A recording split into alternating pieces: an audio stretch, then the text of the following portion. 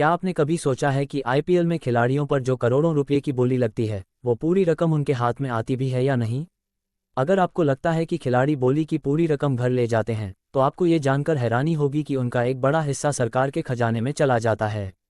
IPL की इस tax गाथा में क्या चल रहा है, ये जानना आपके लिए जितना जरूरी है, उतना ही चौंकाने वाला भी।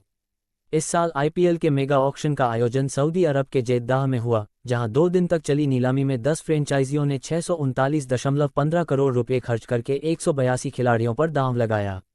इनमें 62 विदेशी खिलाड़ी भी शामिल थे। सबसे बड़ी चर्चा का विषय बने भारतीय विकेटकीपर बल्लेबाज ऋषभ पंत, जिन्हें लखनऊ सुपर जायंट्स (एलएसजी) ने 27 करोड़ रुपए में खरीदा और वे आईपीएल इतिहास के सबसे महंगे खिलाड़ी बन गए। पर क्या ये खिलाड़ी अपनी बोली की पूरी रकम अपने खाते में जमा कर पाते हैं? बिल्कुल नहीं, क्योंकि इसमें से एक बड़ी रकम टीडीएस के रूप में कट जाती है। भारतीय खिलाड़ियों पर उनकी बोली की राशि का 10% और विदेशी खिलाड़ियों पर 20% टैक्स काटा जाता है।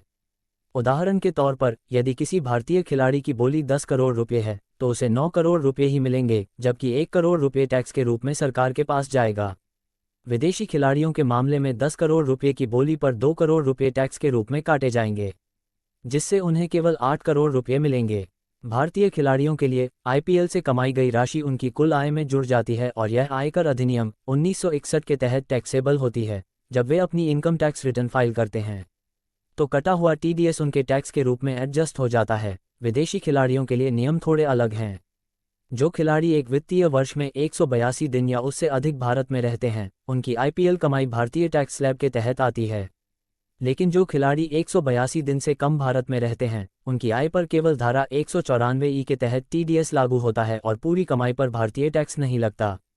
इस साल आईपीएल ऑक्शन में भारतीय खिलाड़ियों पर 383.40 करोड़ रुपए और विदेशी खिलाड़ियों पर 255.75 करोड़ रुपए खर्च किए गए। भारतीय खिलाड़ियों के 10% टीडीएस के रूप में 38.34 करोड़ रुपए और विदेशी खिलाड़ियों के 20% टीडीएस के रूप में 51.15 करोड़ रुपए काटे जाएंगे। कुल मिलाकर इस ऑक्शन से 89.49 करोड़ रुपए सरकार के खजाने में जमा होंगे। तो अगली बार जब आप आईपीएल की बोली में किसी खिलाड़ी को करोड़पति बनते देखें, तो याद रखिए कि इसमें सरकार का भी एक बड़ा हिस्सा है। क्रिकेट का ये खेल सिर्फ चौकों छक्कों का नहीं है, बल्कि टैक्स का भी है। क्या आपको लगता है कि खिलाड़ियों पर लगने वाला टैक्स सही है या इसमें बदलाव होना चाहिए? अपनी राय कमेंट में जरूर बताएं।